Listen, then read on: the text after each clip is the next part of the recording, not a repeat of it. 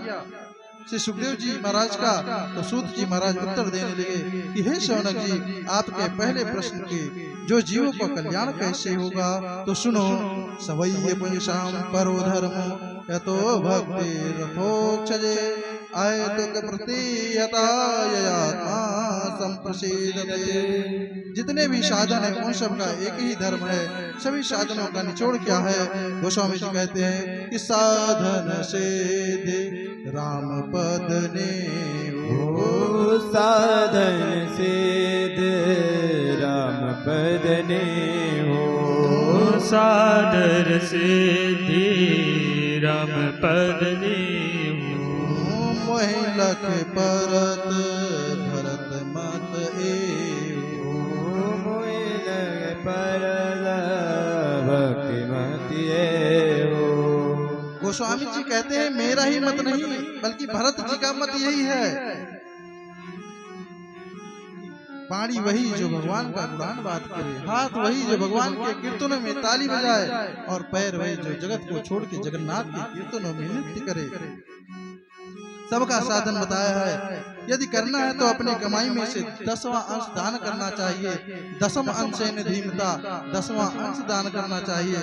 आपको बताएं कि जो याचक आपके दरवाजे पर भिक्षा मांगने आते हैं वो हमें शिक्षा देते हैं कि जब वो कटोरा लेकर आपके सामने हाथ फैलाते हैं तो ये याचक उपदेश देते हैं, उपदेशंत याचन तो भिक्षुका पाणिपात्र का, वो मांगने नहीं हमें उपदेश देने आते हैं कि भाई मेरे पास इतना धन था कि जिसकी तुलना नहीं की, लेकिन मैंने अपने जीवन में कभी दान नहीं किया। आज भगवान ने मेरे उसी हाथों में एक कटोरा पकड़ा दिया है। और श्री शौनक जी कहते हैं अब मैं तुम्हें दूसरे प्रश्न का उत्तर देता हूँ कि जब जब हो धर्म की हानि, जब जब होए धर्म की हानि, जब जब होए धर्म की हानि, जब जब होए धर्म की हानि, जब जब होए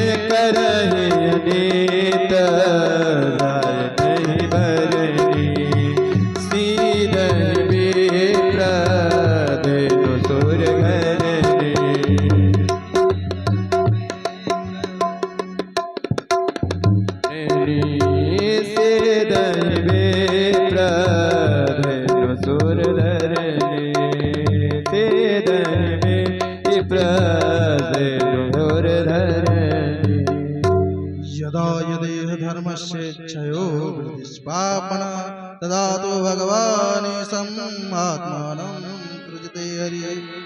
कहते हैं कि भगवान जब जब धर्म की हानि होती है, पाप की वृद्धि होती है, तब तब प्रभु गौ ब्राह्मण और धर्म की रक्षा के लिए अवतरित होते हैं। क्योंकि इस संसार में महाराज जो भी आया है वो माया से रहित हो जाता है, उसको माया घेर लेती है, माया तो कभी छोड़ ही नहीं पाती है। अरे ये माया तेरी बहुत कठिन है राम, ये माया तेरी बहुत कठिन है राम, ओ बहुत कठिन है राम, ओ बहुत कठिन है राम, ये माया तेरी बहुत कठिन है राम, ये माया तेरी बहुत कठिन है राम। रक्त मांस हड्डी के ढेर पर मढ़ा हुआ है चाँद, रक्त मांस हड्डी के ढेर पर मढ़ा हुआ है चाँद, रक्त मांस हड्डी के ढेर पर मढ़ा हुआ है चाँद, रक्त मांस हड्डी के ढेर पर मढ़ा हुआ है चाँद। देख उसी की सुंदरता, देख उसी की सुंदरता हो जाती नींद हराम, ये माया तेरी बहुत कठिन है राम, ये माया तेरी बहुत कठिन है राम।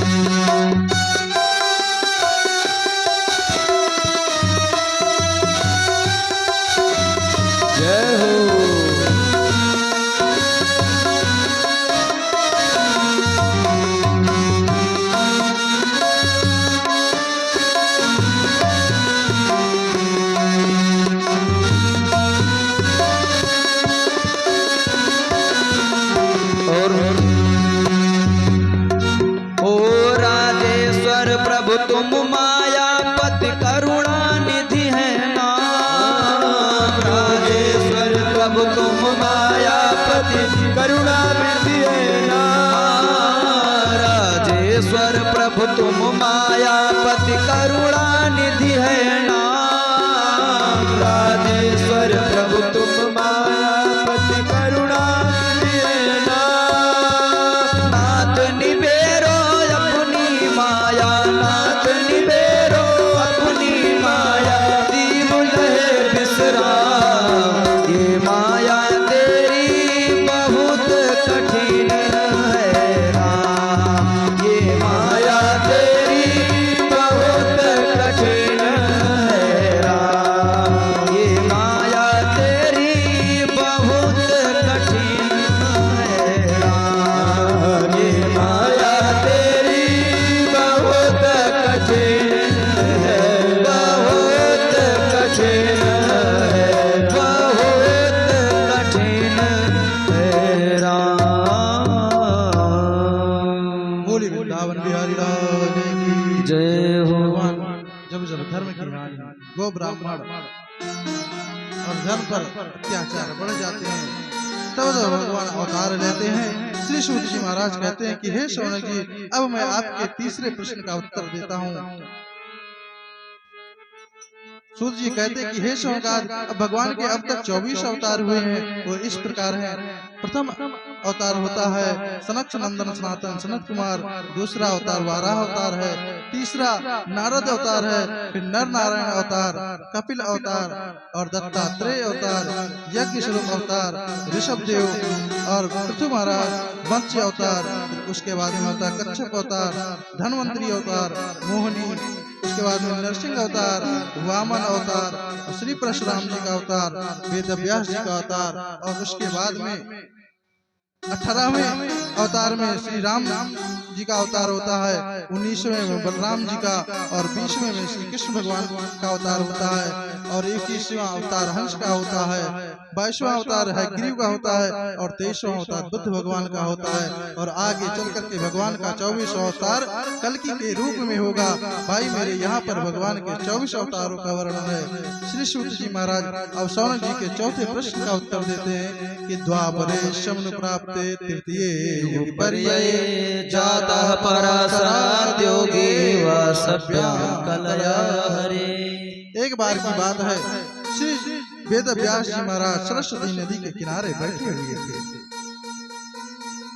इतनी देर में वहां पर उस नदी के पास में नारद जी पहुंच गए। वेद व्यास जी ने नारद जी को प्रणाम किया। नारद जी ने पूछा, कहो वेद व्यास जी, आप इतने चिंतित क्यों हैं, उदास क्यों हैं और यहाँ पर उदास बैठ कर क्या कर रहे हैं? वेद व्यास जी ने कहा, प्रभु मैंने इतने ग्रंथ लिख डाले, इतने शास्त्र लिख डाले, इतने उपनिषद लिख डाले, लेकिन मेरे मन में अशांति है, शांति ही नहीं है, इसलिए मेरा मन चिंतित है, मेरा चित्त बेचैन है। नारद जी कहते हैं कि आपने तो 4 वेद, 6 शास्त्र और 17 पुराण लिख डाले। आपने महाभारत जैसे ग्रंथ को लिखा है जिसमें 1 लाख श्लोक है, फिर भी आपके मन को शांति नहीं मिल रही है। उसका कारण है कि आपने अपने हाथों से अपने द्वारा कई ग्रंथ को तो लिखा है, कई कथाओं को तो लिखा है, लेकिन आपने श्री कृष्ण की कथा को नहीं लिखा है। आप श्री कृष्ण की कथा का गुणानुवाद करो, उसको लिखो, आपके मन को जरूर शांति मिलेगी। इतनी बात सुनकर के वेद व्यास जी के मन को थोड़ी शांति मिली। नारद जी से कहते हैं वेद व्यास जी कि अब मुझे थोड़ी शांति मिली है, लेकिन आपके शांति का कारण क्या है? नारद जी कहते हैं व्यास जी से कि मेरे मन की शांति का कारण बस एक ही है, क्योंकि मेरे जुबान पर हमेशा नारायण का नाम रहता है, भगवान का नाम रहता है। हे व्यास जी, आप कृष्ण कथा को लिखो, आपके मन को शांति मिलेगी। उसके बाद में नारद जी ने अपना पूर्व चरित्र सुनाया है कि एक बार कि हे व्यास जी, मैं पूर्व जन्म में एक दासी का पुत्र था और मेरी माता संतों की दासी थी, संतों की सेवा करती थी। एक बार की बात है कि कुछ संत चतुर्मास करने के लिए आए थे। मेरी माँ उन संतों की सेवा करती थी। मैं प्रतिदिन सुबह गाय चराने जाता था, शाम को आता था, तो जो भी मैं दुष्टता करता था, चंचलता करता था, मैं अपनी माँ को बताता था। माँ मुझे बहुत डांट लगाती थी। एक दिन क्या हुआ कि मैं सुबह सुबह गाय चराने को गया। मैं जब उधर से लौट रहा था तो मुझे बहुत जोर की भूख लग गई। रास्ते में वो संतों की कुटी थी जहाँ पर वो चतुर्मास कर रहे थे। मैं जब उस कुटी के पास पहुंचा तो मैंने देखा कि संतों ने प्रसादी पाकर के पत्तल को फेंका है। उसमें कुछ प्रसाद लगा हुआ था, अन्न लगे हुए थे। मैंने गया और उस अन्न के कणों को निकाल कर खाने लगा। जैसे उस अन्न के कण मेरे पेट में गया, महाराज मेरी प्रवृत्ति बदल गई। वो संत ये सब देख रहे थे। उन संतों ने कहा, बेटा एक ग्रास और खा लो। मैंने जैसे एक ग्रास उस पत्तल में लगे अन्नों को एकत्रित करके और एक ग्रास जैसे और खाया, मेरी मति तो एकदम से बदल गई और उस दिन से मैंने उस संतों की सेवा करना प्रारंभ कर दिया। जहाँ मैं संतों के पास नहीं जाता था, संतों की सेवा नहीं करता था, वहाँ मैं संतों की सेवा करने लगा हूँ। अरे संतन के संग लाग रे, आप तेरी अच्छी बनेगी। संतन के संग लाग रे, तेरी अच्छी बनेगी। संतन के संग लाग रे, तेरी अच्छी बनेगी। संतन के संग लाग रे, तेरी अच्छी बनेगी।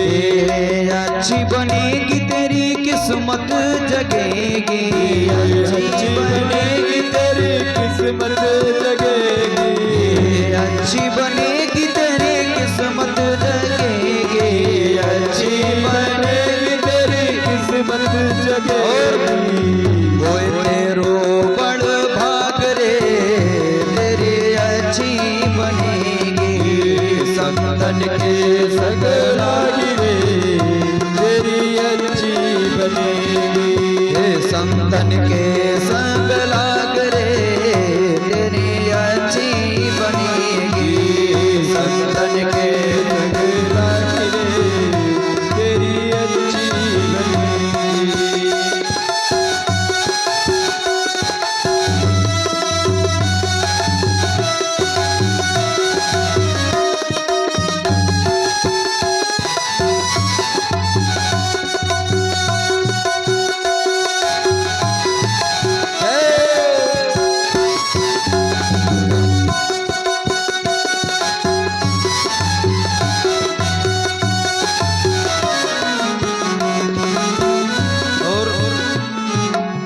संतन संग करी पुण्य कमाए। संतन संग करी पुण्य कमाए। संतन संग करी पुण्य कमाए।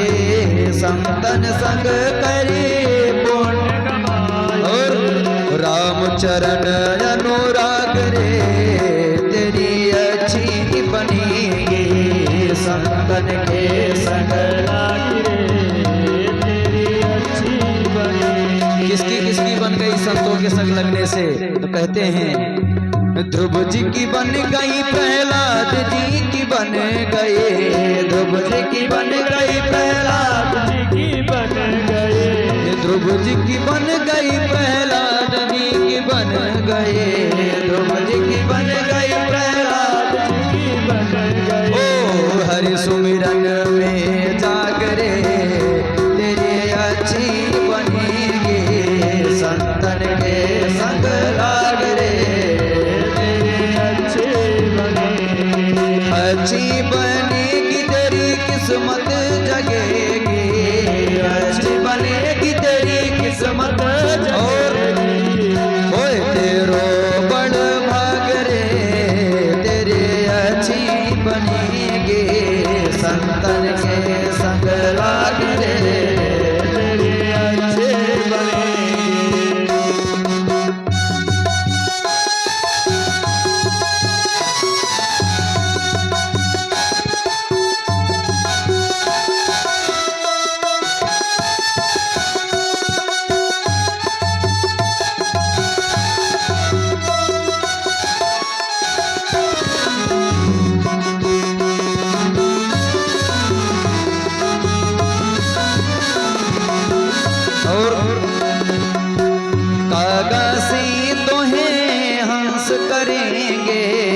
कागा से तो है हंस करेंगे कागा से कागा से कागा से तो है हंस करेंगे कागा से तो है हंस करेंगे और मिट जाए उर के दाग रे तेरे अच्छी बनेंगे संतन के संग लाग रे तेरे अच्छे अच्छी बनेगी तेरी किस्मत जगेगी अच्छी बनेगी तेरी किस्मत जगेगी और होय विमल अनुराग ने तेरे अच्छी बनेगी संतन के संग लाग रे तेरे अच्छे और मोहन सा में बहुत दिन सोए मोहन सा में बहुत दिन सोए मोहन सा में बहुत दिन सोए मोहन सा में बहुत दिन सोए जाग सके तो अब जाग रे तेरे अच्छी बनेगी संतन के संग लाग रे तेरे अच्छी बनेगी तेरी किस्मत जगेगी अच्छी बनेगी तेरी किस्मत जगेगी और होय तेरो बड़ भागने तेरी अच्छी बनेगी संतन के संग